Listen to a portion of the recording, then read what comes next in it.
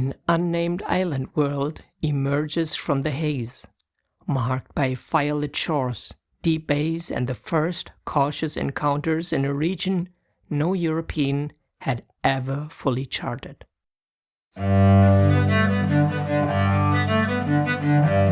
Voyage to go, history. Life is a journey, being part of it is everything.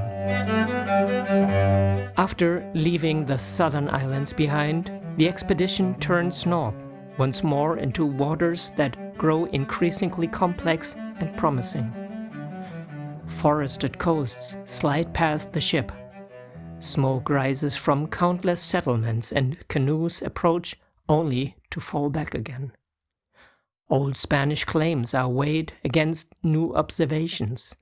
Bays are measured, capes named, and an entire island group slowly takes shape on the map. In this episode, the Voyage carries the Resolution along the shores of Tierra del Espíritu Santo, deep within the island world, later known as the New Hebrides, today's Vanuatu.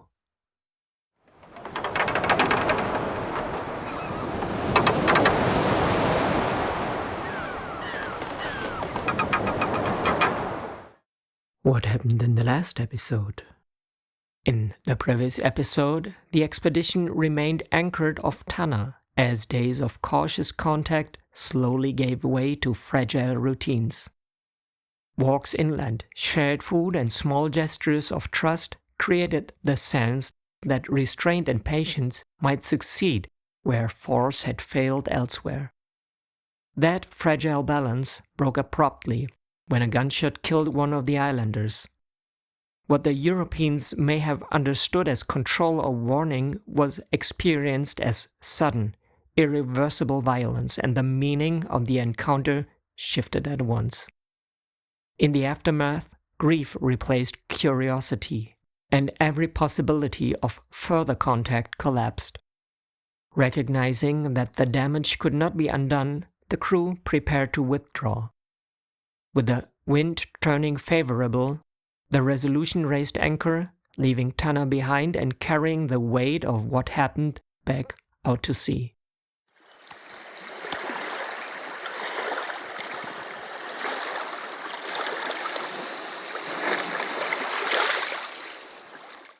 Saturday, August 20, 1774, east of the island of Tanna, New Hebrides, today Vanuatu.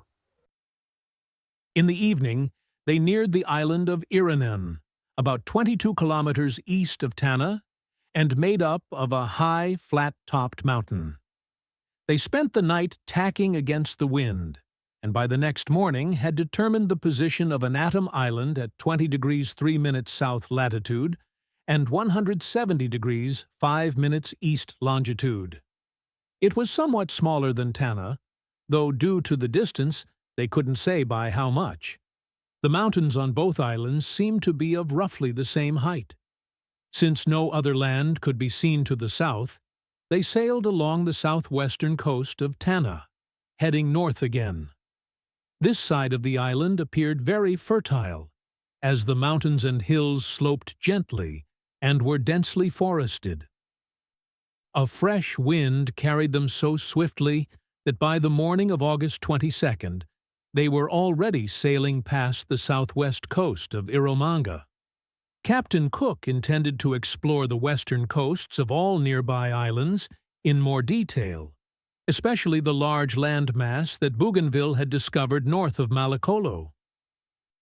Before sunset, they reached the southern coast of Sandwich Island, which seemed far more fertile and wooded than the northern coast they had passed on their way south. This island, too, had a harbor, protected by 4 small, low-lying islets, covered in shady trees, making it both safe and picturesque. They sailed quickly through the night, and by morning once again sighted the islands of Api, Paum, and Ambrim. Soon after, they were already steering toward the southwestern coast of Malakolo. In that area, the summit of Paum appeared detached from its island. But this could also have been due to the ship's course, and likely the mountain was connected to the island by a narrow strip of land. The beautiful forests that abundantly covered this side of Malekolo once again amazed them. Smoke rose in many places, suggesting a dense population. Soon they discovered a wide bay with a lovely beach and 2 small islands. There, too, the land appeared extremely fertile and heavily settled. The scenery was so delightful that one couldn't help but enjoy the view, especially as many locals gathered on the shore, increasing their curiosity. Around midday, 2 canoes pushed off from the land and rowed toward the ship, but soon had to turn back, as the sailing vessel was far too fast for their boats. Beyond the northwest end of the bay, the land became somewhat less attractive, showing patches of barren ground. Still, smoke and dwellings could be seen even on the highest peaks. That night, long lines of watchfires could be seen in several places, sometimes stretching up to 800 meters. During the night, they rounded the northern tip of Malekolo, and by dawn on August 24th, were already deep within the channel, discovered by Bougainville, between Malekolo and a more northerly island.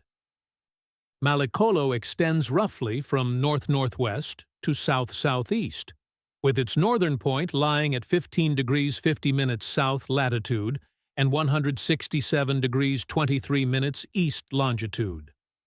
The land north of the channel appeared large, high, and mountainous. Along its southern coast lay many small to medium-sized islands, all covered with grand trees.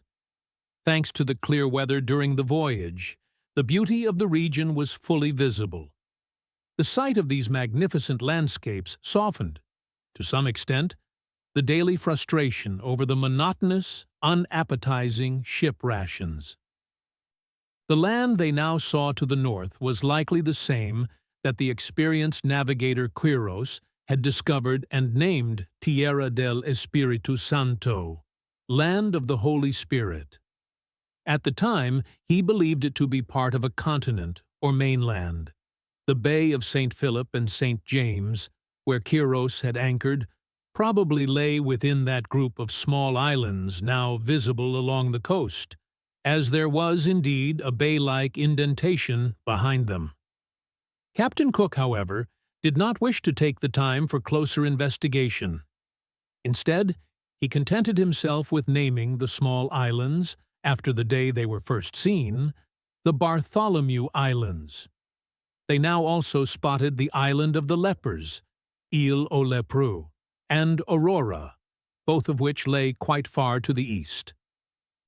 They continued northward along the eastern coast of Tierra del Espíritu Santo. There, they discovered many small islands that Bougainville had apparently not seen. Like the large main island, these also appeared fertile and densely forested. Smoke rose in countless places, a sure sign of heavy settlement. They spent the night tacking back and forth. Early in the morning, they found themselves opposite the northernmost islands, and the northern tip of the main island now came into view. It became clear that the small islands generally had a similar shape. Long and narrow, steep at one end, but flat and tapering like a sand spit at the northern end. The steep parts appeared chalk white. Beneath the trees, they saw almost no palms, mostly casuarina trees.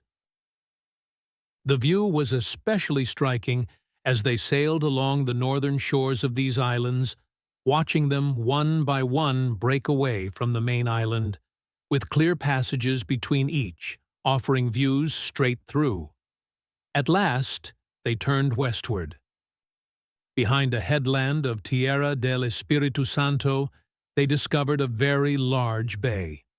At its entrance, it was over 9 kilometers wide, and quite deep further inland as well. The shoreline extended for at least 13 kilometers inland on both sides, running parallel until it ended at a beautiful beach at the far end of the bay. The surrounding landscape stretched for many kilometers, with gentle hills and broad valleys, charming, fertile, and clearly inhabited throughout. On the bay's western shore, many locals could be seen by evening. After observing the ship for a while, a canoe pushed off from the shore. It was built in the style of the Mallicolo boats and rowed toward the ship. They tried every possible sign of friendliness to demonstrate their peaceful intentions, but the rowers still didn't dare to come too close. The mountain on that side of the bay was steep, yet densely forested and apparently heavily populated. From its base, a flat strip of land stretched 2 to 4 kilometers into the bay, forming a kind of secondary inlet. They would have liked to anchor there, as the wind had just died down and darkness was falling. They cast the lead in several places, but, even at a distance of 1.8 kilometers from shore, found no bottom. Depths ranged between 240 and 255 meters. Soon it was fully night, and the shore could only be made out by the glow of scattered fires. In this uncertain situation, they were just about to lower the boats to tow the ship when a light breeze sprang up. With its help, they sailed further into the bay and waited there for dawn.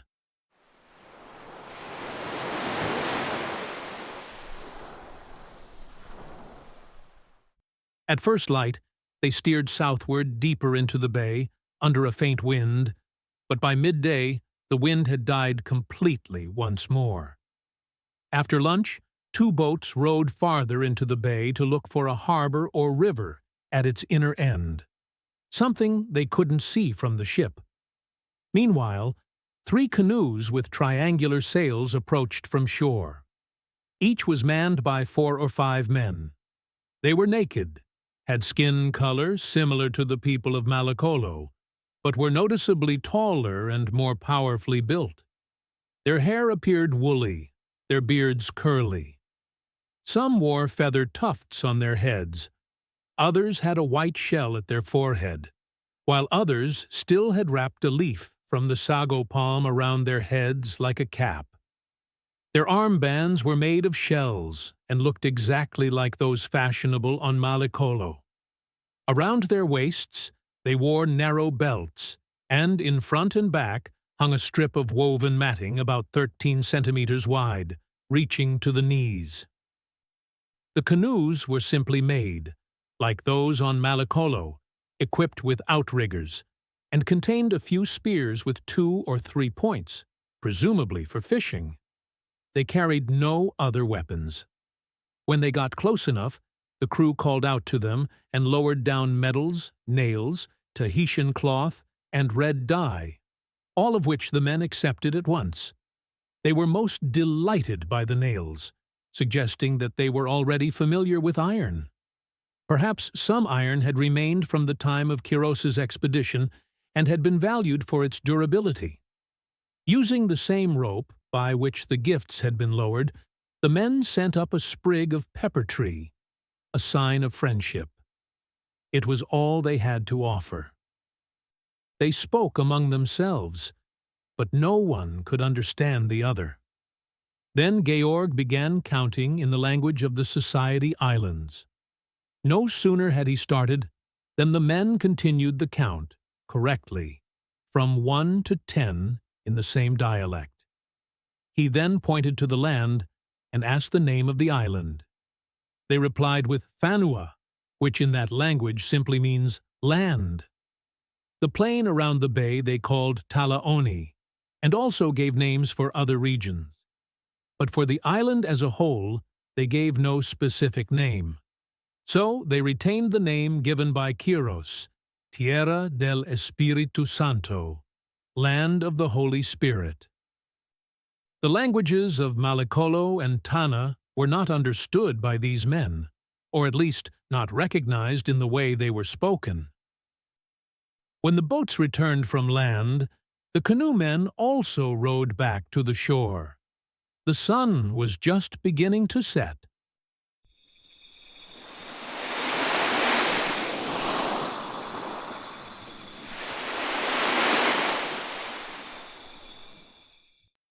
Thursday, August 25th, 1774, Great Bay of the island Tierra del Espiritu Santo, Vanuatu. Lieutenant Pickersgill, who had led the boats, reported that he had only found good anchoring ground at a distance of about 370 to 550 meters from shore. There was also a beautiful river there, with a mouth deep enough for a boat to enter. The lieutenant rowed in and landed on one side, while on the opposite bank many islanders peeked out from the underbrush. He waved to them in a friendly manner, but none dared come any closer. So he returned to the ship, the boats were hauled aboard, and they sailed slowly out of the bay on a light wind. Captain Cook named it St. Philip and St. Jago Bay. Whether it was truly the same bay described under the same name by Quiros could not be determined with certainty. In any case, they had not found the harbor of Vera Cruz, which the Spanish navigator had claimed could accommodate 1,000 ships. The eastern headland of the entrance was named Cape Quiros, located at 14 degrees 55 minutes south latitude and 167 degrees 14 minutes east longitude. The western headland was named Cape Cumberland and lay farther north at 14 degrees 38 minutes south latitude and 166 degrees 52 minutes east longitude. Early in the morning, they lay opposite the two capes, fully departed the bay, and then sailed westward along the northern coast. Due to calm or light winds, they made slow progress. What Quiros had written about the beauty and fertility of this land proved to be quite accurate. Georg indeed found it one of the most beautiful places he had ever seen. For a naturalist, the plant life would certainly have offered many new discoveries, especially since, apart from New Zealand, this was the largest landmass they had yet visited, and no naturalist had ever been here before. But on this voyage, the study of nature was always considered secondary. They even acted against the wishes of the king, as though the sole purpose of the entire expedition was simply to trace a new course in the southern hemisphere. Fortunately, the needs of the crew occasionally coincided with the interests of science. Otherwise, the latter might have gone entirely unfulfilled. That afternoon they caught a shark, which provided the crew with a fresh meal the next day. On its back sat a small insect from the genus Monoculus, very similar to the kind found in the jaws of salmon. They also found a scorpion while tidying up the small onboard library. It had most likely arrived with a bunch of bananas from the Society Islands. That evening, they caught a booby that had landed on the main yard arm.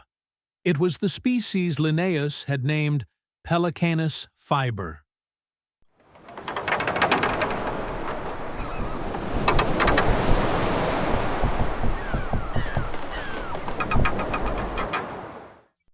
The next day, the wind remained too weak, and their progress along the west coast of Tierra del Espiritu Santo was again very slow.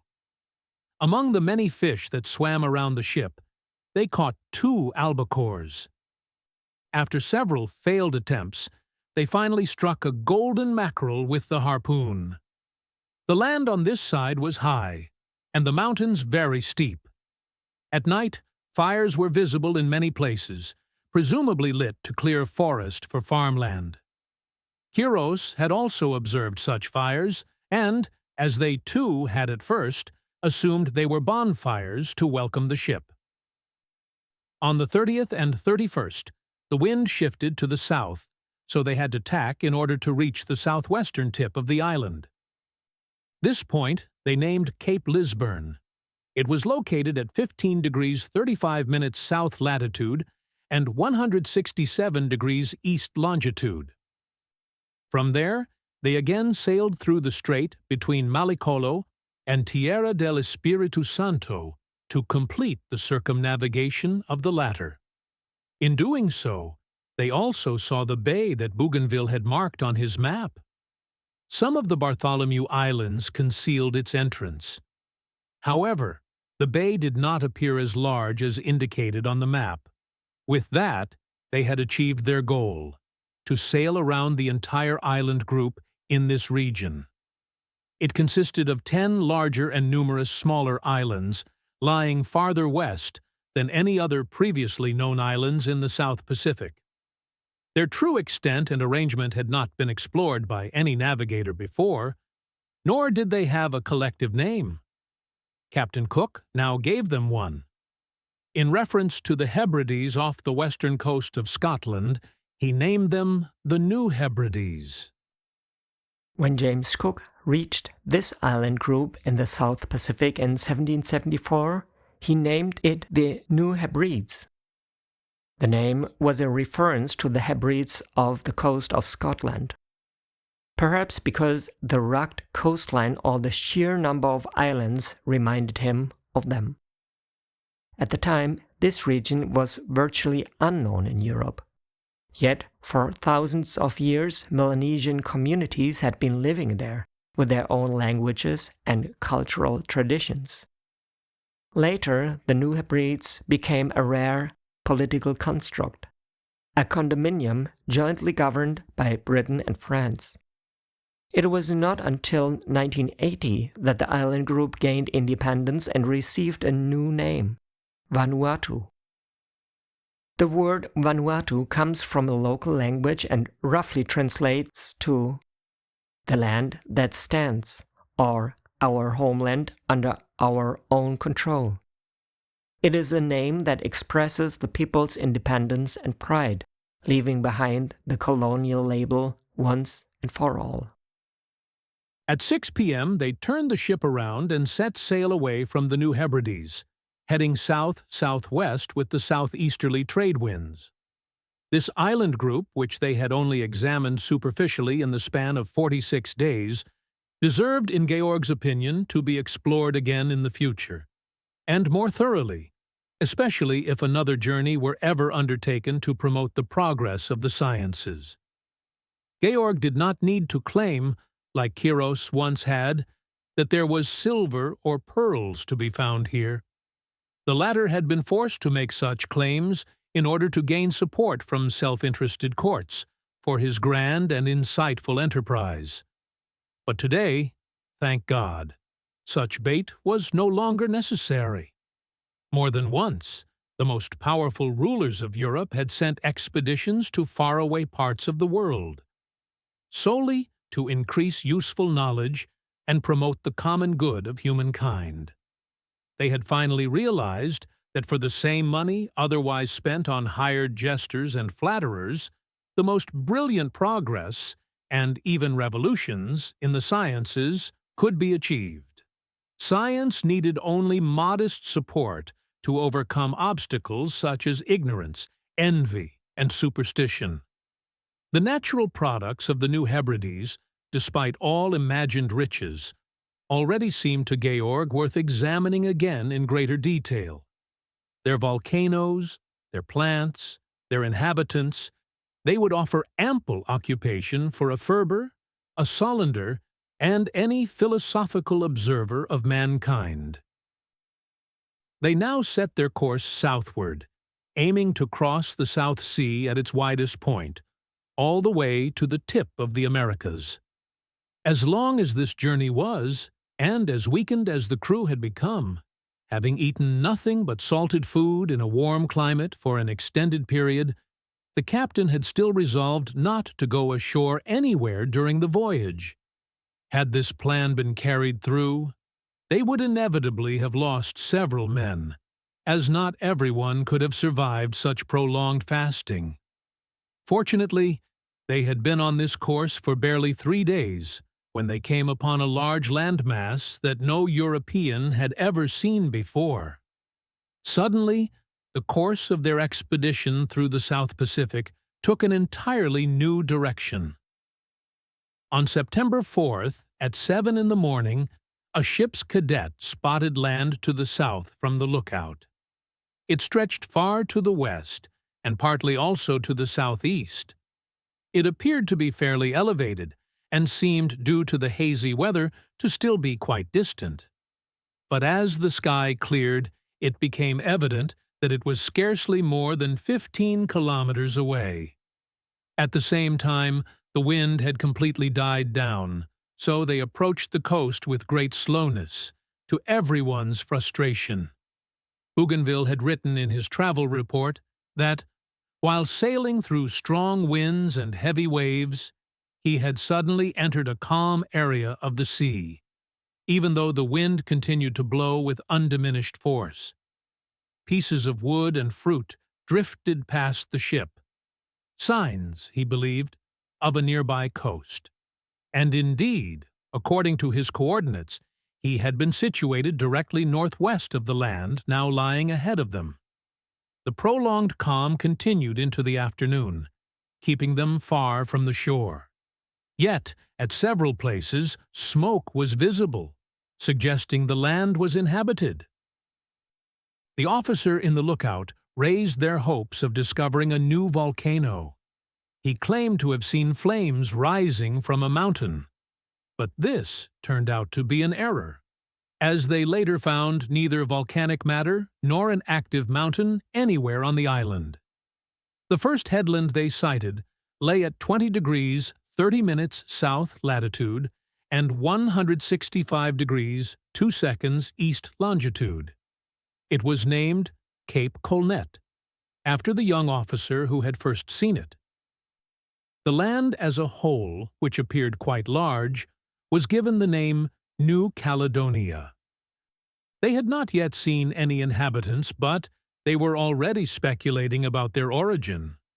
Since the people of the New Hebrides had differed so greatly from the Maori of New Zealand, and even among themselves, they hoped the population of New Zealand might trace its roots back to New Caledonia. Later, however, it became clear that such assumptions had been premature, and that it was nearly impossible to determine the history of the settlement of the South Pacific Islands with any certainty. Before nightfall, 3 canoes with sails came toward them from land. The islanders had probably mistaken the ship for a canoe, given the distance, and therefore thought it was closer than it was. They soon realized their mistake and turned back shortly afterward. To the west, the land consisted of several islands. Directly ahead of them, the sea broke over a long stretch, suggesting that the entire landmass was encircled at some distance from shore by a reef.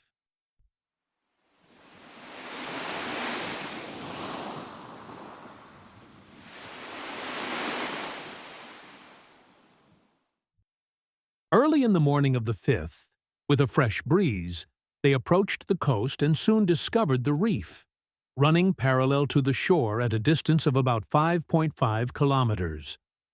Within the reef, several canoes were sailing back and forth, each rigged with 2 sails set one behind the other. The crews of these boats were busy fishing. Soon after, more canoes came from land, crossed the reef, and headed toward them. When they got close enough, the Europeans called out to them. The islanders stared at them for a while, then turned around and sailed indifferently back. By now, they had discovered an opening in the reef and sent 2 boats to explore it. The crew soon signaled that they had found a safe and convenient entry point, and from the ship, they could see the boat crews chatting freely with the occupants of a well-populated canoe. They followed the boats and passed through a channel about 1.8 kilometers wide into the reef's interior, where the sea was completely calm. On both sides of the entrance, especially at its narrowest point, several canoes were stationed. The islanders waved cheerfully and openly, gesturing for them to stay precisely in the middle of the passage. The boats continued ahead, indicating the depth at each sounding with hand signals. The land appeared barren and was covered in a whitish grass. There were no visible shrubs, though scattered trees stood on the hills, most with white bark, resembling European willows. As they drew closer, they saw a narrow plain at the base of the mountains, bordered by green, shady trees and bushes. Here and there a coconut palm or a banana tree. A few houses were visible, cone-shaped like large beehives, with nothing but a single opening instead of a door. They resembled the huts of the inhabitants of the Cocos and Horn Islands, as depicted in the travel accounts of Le Maire and Scouten. By this time, Lieutenant Pickersgill had returned with the boat, and reported that the crew of the local canoe had treated him very kindly. They had introduced him to one of their own, whom they called Tea-buma, and referred to as their Eriki, or king.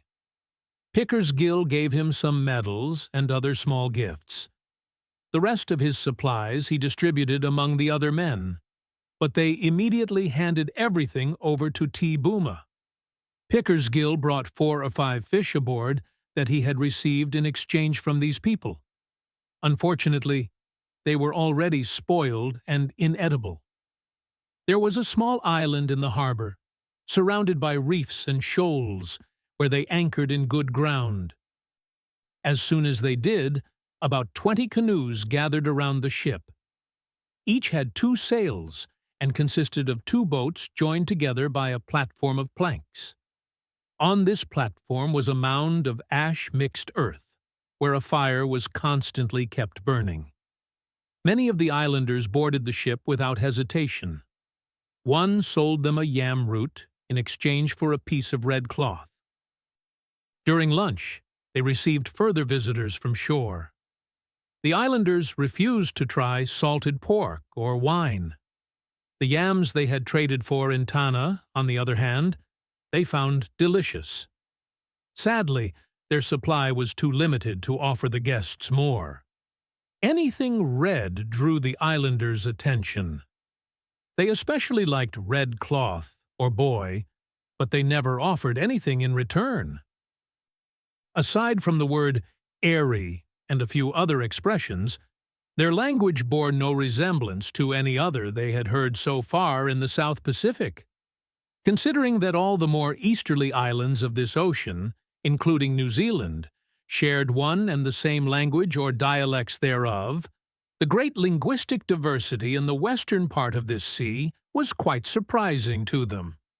The appearance of the people also differed markedly from anyone they had seen before. The men were tall and mostly well-proportioned.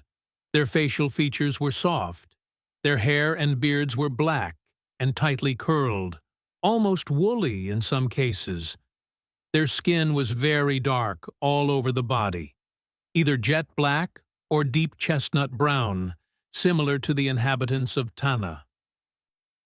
In the afternoon, they set off in 2 well-manned boats under the protection of 12 armed Marines, landed on a flat promontory, and found a group of locals already gathered there, some armed, some not. Though none of them made any move to prevent the landing, the Marines still had to form a formal line for safety, while the others walked closely in front of them, asking the assembled crowd to make some space. The islanders stepped back willingly. Shortly afterward, a stately young man, introduced by Pickersgill as King Tea-buma, delivered a speech, after another man had first loudly called for silence. The address sounded serious, yet calm, and was at times spoken in a raised voice. Occasionally, the speaker seemed to be asking questions. At least he paused, and some older men among the crowd responded each time. The speech lasted about 2 to 3 minutes. Soon after, another respected man, apparently a commander, stepped forward and also gave a speech. Now the men of the expedition mingled freely with those present, examining their weapons and jewelry up close. They used gestures to ask for fresh water. Some of the locals pointed westward, but the majority indicated an eastern direction. All the islanders were tall, but otherwise not much different from those who had come aboard earlier. The only notable distinction was that some had arms and legs that were unusually swollen and appeared to be afflicted with a kind of leprosy. In the 18th century, the term leprosy was often used rather loosely. It commonly referred to chronic skin conditions or visible physical deformities in general. It's likely that Forster was observing a form of elephantiasis. This disease is caused by filarial worms transmitted through mosquito bites. It can lead to massive swelling, especially in the arms, legs, and genital area. In tropical regions such as Melanesia, elephantiasis remains widespread to this day. Forster's observation thus represents an early European account of a tropical disease that was endemic in this region, even though the medical cause was still completely unknown in his time. Some men had their hair tied up at the crown, others let it grow only on the sides and shaved the rest. Still others resembled people of African descent, as suggested by their broad noses and thick lips. Instead of clothing, they wore only a cord around the waist and another around the neck. The men's genitals were wrapped in a small piece of brown cloth made from the bark of a fig tree. This rounded sheath was either pulled up and fastened to the waist cord or left to hang loosely. As well-meaning as this might have been, from a European point of view, it hardly conformed to notions of modesty, any more than the attire of the Malacalese, which seemed to emphasize rather than conceal what ought to be covered. In fact, the men of New Caledonia, in their appearance, resembled nothing so much as walking depictions of Priapus. In antiquity, gardens were often dedicated to the god Priapus, a rustic deity of fertility, widely venerated in the Roman world and in parts of the Hellenistic East. He was regarded as the protector of gardens, fields, vineyards, orchards, or also male virility. Priapus was typically depicted as a small, bearded figure with an exaggeratedly large, erect phallus. This striking feature was no artistic accident, but the core symbol of his power. The oversized member represented fertility, growth, and abundance, while at the same time serving as an apotropaic sign, a charm meant to ward off envy, theft, and harmful influences. But notions of modesty vary from country to country and change over time. Where everyone goes naked, as on the Australian continent, no one finds anything offensive in the sight of a bare body, just as in Europe, no one is scandalized by the strictest forms of veiling. The clothing styles and suits of armor worn at the courts of 15th and 16th century Europe would be considered highly indecent today. But who would therefore claim that our time is more modest than theirs, or cast doubt on the virtuous character of those steadfast knights, champions of chastity, honor, and noble conduct, simply because they wore hose, in keeping with the fashion of their time? In every old armory, one could find suits of armor that made Georg's point perfectly clear. In the 15th and 16th centuries, knights wore tight-fitting trousers or even conspicuous codpieces. From today's perspective, these garments appear almost obscene. But at the time, they were considered entirely appropriate, and the men who wore them were seen as virtuous and honorable. At the club end, meaning the lower tip, some weapons had small protrusions or star-shaped spikes. Others had very short shafts, bent at the bottom like a sickle or hoe. The spears ranged from 4.5 to 6 meters in length, either made of black wood or coated with black paint. The finest among them had a thickened section before the midpoint, often decorated with carvings intended to resemble a human face. These spears were thrown using a short throwing strap, which had a knot at one end and a round hole at the other, similar to those used in Tanna. These straps were more finely crafted and made of a type of red wool derived from the large fruit bat, not from some unknown animal. Bows and arrows were not known here.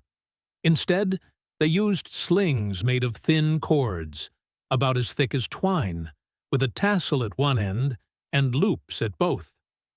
Their projectiles were made of soft, greasy soapstone, pointed at one end and carried in pouches woven from coarse grass. Their shape was strikingly similar to the lead sling bullets used by the Romans. Since Captain Cook was primarily searching for fresh water, he set off in a boat along the coast, heading east, accompanied by Georg and the others. The shoreline was shaded everywhere by mangroves, growing partly in the water and partly on swampy ground. No sooner had they left the beach than the islanders disappeared as well, likely returning home. Two of them walked along the shore but had to struggle through the dense mangroves. Seeing how difficult this was, the British rowed over to them and took them into the boat. After about 3 kilometers, the two pointed to an opening among the mangroves, probably the mouth of a river.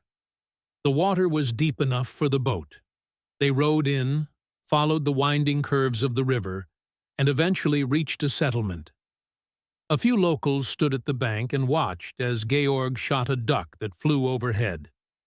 He handed it to one of the two islanders, who accepted it with great joy.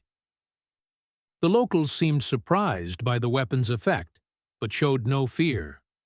Even during the next shot, they did not flinch. This peaceful demonstration of the gun's power made a strong impression on them. Eventually, they landed at a point where the river was only about 3.5 meters wide. The riverbank rose barely 60 centimeters above the water. The tide was nearly at its highest. There lived a few families there who, together with their women and children, approached the visitors in a very open and familiar manner. The women were mostly chestnut brown, or even darker, like mahogany. They were rather small to medium height, but sturdily built. Their clothing was extremely unflattering. A kind of short skirt made of countless 8-inch-long, 20 centimeters strands, fastened to a cord that was wrapped several times around the hips. The strands overlapped in layers, forming a straw-like roof that just barely covered the essentials. Some of the strands were dyed black. Others looked like dirty straw. In terms of adornment, the women did not differ from the men. They too wore shells, earrings, and small beads made of greenish stone. Some had 3 black lines tattooed between their lower lip and chin. Their facial features were coarse but expressed kindness. High foreheads, broad noses, small eyes, and strongly pronounced cheekbones. Their hair was tightly curled and often cut short. Their huts stood about 6 meters from the riverbank on a small rise. They were about 3 meters tall, cone-shaped but not pointed. The frame was made of vertical poles, connected by woven brushwood and covered with mats. On top lay a rounded thatched roof. Light entered only through a 1.2-meter-high doorway, requiring one to bend down. Inside, the air was full of smoke, and at the entrance lay a pile of ashes. They probably lit fires to fend off the many mosquitoes common in swampy areas. However, today was cool, and there were hardly any mosquitoes to be seen. Around the hut stood several coconut palms, though none bore fruit, as well as sugarcane, banana plants, and taro. The latter was irrigated in small channels and kept fully submerged in places, as is common across much of the South Pacific. Overall, the plantation made a poor impression, and clearly wouldn't be sufficient to feed the inhabitants year-round. Nothing here resembled the abundance of fruit Georg and his companions had seen on other tropical islands. In fact, everything here recalled the poverty of the miserable inhabitants of Easter Island, to whom these people seemed scarcely superior. As far as the group could tell, a man named Hebrides was the most prominent or leading figure among the families present. They gave him some gifts and then strolled along the riverbank to the mangroves, where a new plant caught their attention. Toward the mountains, whose foothills began about 3 kilometers away, the land appeared extremely barren. Here and there they saw individual trees and small cultivated plots, but these were lost in the much larger stretch of wild and unproductive land, which resembled the barren heathlands of Europe. In front of one hut, they found a clay pot, holding about 4 to 5 liters, resting on a mound of ashes. The vessel had a bulbous body and was crudely shaped from reddish clay, blackened inside and out with soot. 3 sharp stones jutted from the ash, against which the pot was propped, allowing a fire to be kindled beneath it. After a brief stay with these friendly people, Georg and his companions returned by boat. They were now convinced that the only reason nothing had been offered to them was the simple lack of food.